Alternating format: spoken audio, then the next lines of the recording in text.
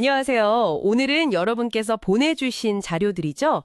2025학년도 도농고등학교 1학년 1학기 수학 중간고사 그 문제풀이 영상 기록이랑요.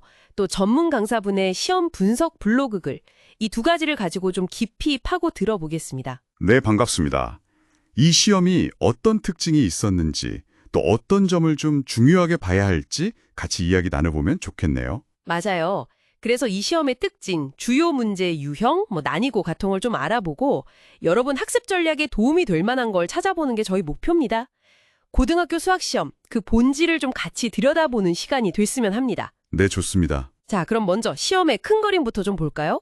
객관식이 23개, 논수령이 2개, 총 25문항이었어요. 근데 분석글을 보니까 전반적으로는 쉬운 편이었다. 이렇게 평가를 했더라고요. 네, 난이도 하 문제가 16문항이나 됐고 상수준의 아주 어려운 문제는 2문항 정도였으니까요. 숫자만 보면 그렇죠. 근데 25문항이면 50분 안에 다 풀기엔 좀 빠듯하지 않았을까요? 바로 그 점입니다. 문항 하나하나의 난이도는 괜찮았을지 몰라도 이 많은 문항을 제한된 시간 안에 다 풀어야 한다는 압박감, 이게 상당했을 거예요. 그렇죠. 그래서 자료에서 말하는 객관적인 난이도랑 학생들이 시험장에서 실제로 느꼈을 체감 난이도는 좀 달랐을 가능성이 높습니다. 아마 시간 관리가 점수에 큰 영향을 미쳤을 거예요. 하긴 그렇겠네요. 이 쉬운데 시간이 부족한 구성? 이게 요즘 좀 그런 경향이 있는 것 같기도 하고요. 네, 기본적인 계산이나 개념을 얼마나 빠르고 정확하게 쓰느냐, 이걸 중요하게 보는 걸 수도 있죠. 흥미롭네요. 그럼 어떤 단원에서 주로 나왔는지 보면요. 다항식부터 인수분해. 그러니까 딱 고등학교 수학 처음 시작하는 부분이잖아요. 네, 맞아요. 여기서 거의 절반, 13문항에 52.2점이 배점됐더라고요. 그 외에는 복수수, 2차 방정식, 2차 함수 순서였고요. 이건 메시지가 분명하죠. 고등학교 수학의 진짜 기본기, 그 대수 파트의 개념 이해를 정말 중요하게 본다는 뜻입니다. 이 부분을 정말 탄탄하게 다져놓는 게 중요했겠네요. 네. 그럼 이제 좀 더 구체적인 문제들로 들어가 볼까요? 그 블로그 분석에서도 그렇고 유튜브 풀이에서도 좀 강조된 문제들이 있었어요. 우선 14번 문제요. 2차 방정식의 켤레근 조건. 네, 그 문제. 이게 그냥 켤레근 공식을 아냐 이게 아니라 개수가 유리수일 때만 무리수 켤레근이 성립하고 또 실수일 때만 복소수 켤레근이 성립한다. 이 조건을 제대로 아는지를 묻는 문제였죠. 네, 맞습니다. 블로그에서도 그냥 제대로 이해하고 적용하는지를 물었다, 이렇게 지적하는데 이게 풀이 영상을 보면 더 와닿아요. 단순히 공식을 외우는 수준이 아니라 그 공식이 왜, 어떤 조건에서만 성립하는지를 정말 깊이 이해하고 있느냐, 이걸 물어본 거죠. 그러니까 개념의 깊이를 본 거네요. 그렇죠.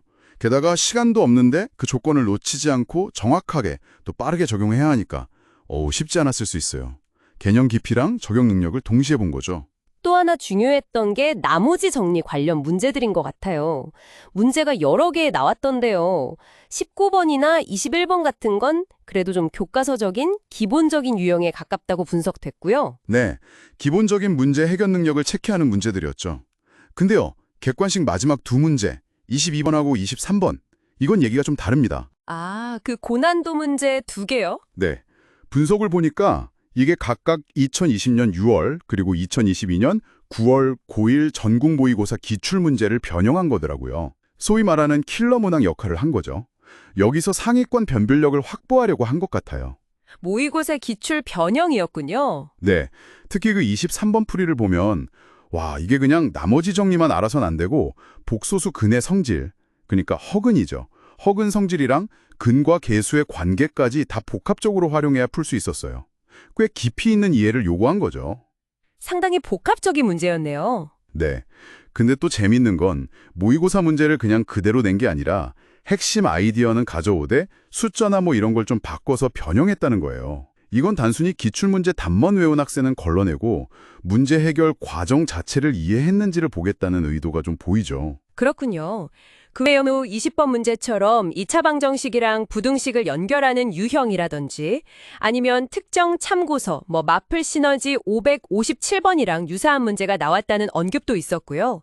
결국 기본 개념 위에 다양한 유형, 특히 모의고사 심화 문제까지 풀어보는 경험이 중요했겠네요. 맞습니다. 기본기가 탄탄해야 하고 그 위에 응용력까지 갖춰야 하는 거죠.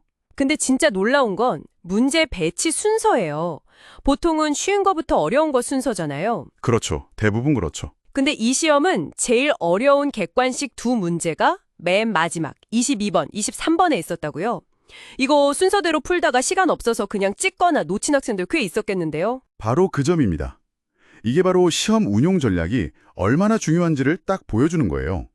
단순히 문제를 빨리 푸는 능력뿐만 아니라 시험지를 딱 받자마자 전체를 한번 쫙 훑어보고 문제별 난이도나 배점 같은 걸 파악해서 아, 나는 어떤 순서로 풀어야겠다. 이걸 정하는 능력이 정말 중요했다는 거죠. 아, 시험 보는 스킬 같은 거요? 네, 쉬운 문제부터 확실하게 다 마치고 어려운 문제는 일단 표시해뒀다가 나중에 도전하던지 아니면 시간이 정말 없으면 과감하게 넘어가는 그런 판단력, 이게 필요했을 겁니다.